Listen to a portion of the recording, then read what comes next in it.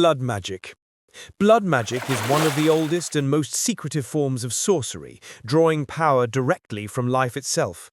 Unlike charms or transfigurations, which manipulate external forces, blood magic binds identity, lineage, and sacrifice into spells that can reshape reality.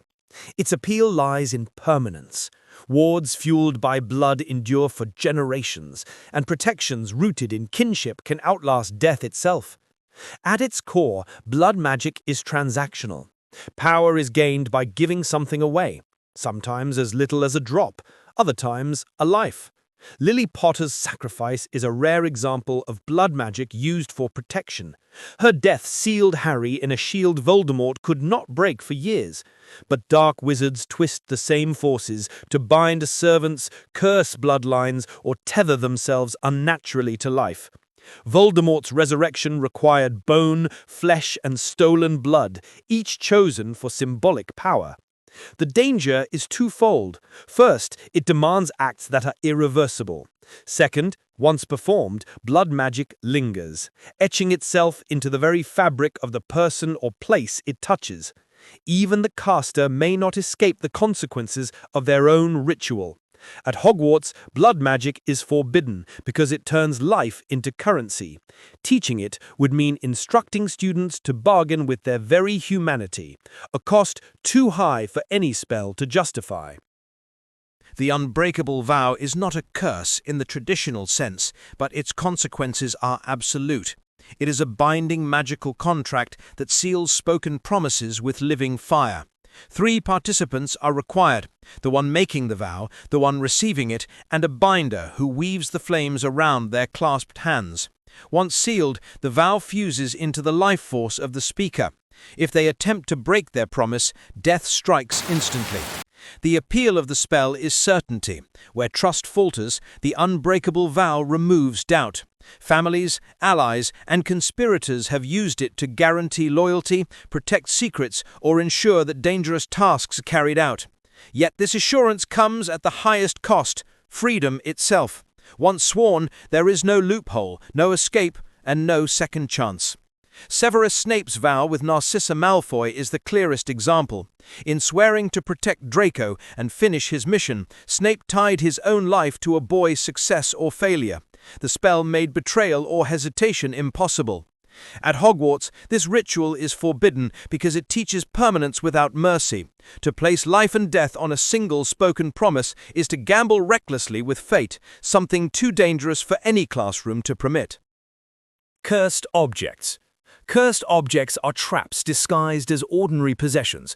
On the surface, they may look beautiful or harmless, a necklace, a book, a cabinet, but hidden within is a spell designed to harm anyone who touches or uses them. Once activated, the effects range from searing pain to paralysis, madness, or even death. What makes cursed objects so dangerous is their deception. Unlike open curses, which reveal themselves in combat, these items wait silently until curiosity or trust springs the trap. The opal necklace that nearly killed Katie Bell is one example. A brush of skin was enough to unleash agony. Other artifacts lingered in circulation for decades, harming victim after victim while concealing their true nature. For dark wizards, the motivation is efficiency. A cursed item can spread suffering without the caster being present, leaving behind only confusion and fear. For those who handle them, curse breakers, auras, or unlucky bystanders, the difficulty lies in detection. Many curses are layered with protections that resist even advanced magic, punishing attempts to disarm them. At Hogwarts, this practice is forbidden because even a minor mistake in crafting can rebound on the creator. To teach students how to lace malice into objects would turn every wand, quill, or trinket into a potential weapon, an environment no school could survive. Legilimency. Legilimency is the magical art of penetrating another's thoughts, emotions, and memories. To a skilled legilimens, the human mind opens like a book, secrets, fears, and hidden truths laid bare without consent. While not inherently lethal, it is one of the most violating forms of magic. To the victim, it feels like pressure behind the eyes, a force tearing through defenses until private thoughts are no longer their own. The danger lies in its subtlety. A legilimens can pull information, manipulate emotions, or even plant false impressions. Voldemort mastered this craft, using it to uncover lies, infiltrate memories, and exploit Harry Potter through their mental connection. Snape, too, wielded it in occlumency lessons, plunging into Harry's mind with brutal precision. Defenses exist, occlumency, the discipline of shielding the mind with sheer willpower, but few ever master it. Most wizards live their lives unaware of how exposed they really are. At Hogwarts, legilimency is forbidden because it corrupts the foundation of trust. In a school, teaching students to pry into each other's minds would turn every classroom into a battlefield of stolen answers and weaponized secrets. Magic that robs privacy is no less dangerous than magic that takes life. Memory charms, most notably Obliviate, are not classified as dark magic by default. The Ministry uses them routinely to conceal the wizarding world from muggles, yet in the wrong hands they become tools of profound violation. A memory charm can erase a single event as if it never happened, or worse, rewrite entire portions of a person's life. Victims may go on believing false histories, living identities built on illusions. This subtlety makes the spell dangerous. Unlike a curse that scars or kills, memory alteration leaves no trace. A skilled caster can remove knowledge of crimes, shift loyalties, or even erase the very existence of loved ones. Gilderoy Lockhart exploited this magic to steal the accomplishments of others, and when his charm backfired, it left his own mind in ruins, proof that tampering with memory is as risky for the caster as it is for the victim.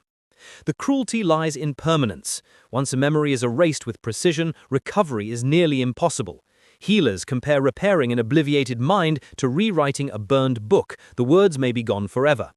At Hogwarts, advanced memory charms are forbidden because they reduce human experience to clay.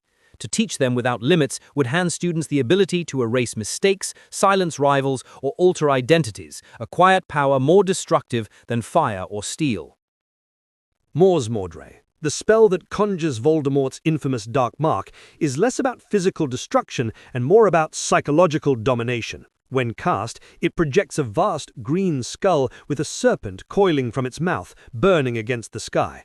Wherever it appeared, fear followed. To the wizarding world, the symbol meant death had already occurred or was moments away.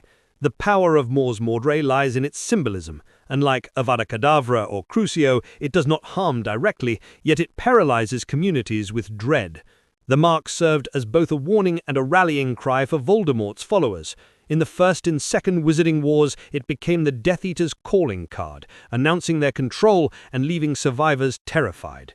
Its technical mechanics are straightforward, a conjuration woven with illusion, but the true danger is cultural. Even after Voldemort's fall, the dark mark retained its ability to terrify.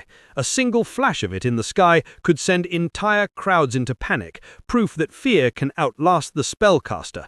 At Hogwarts, Mors Mordre is forbidden because it weaponizes memory itself.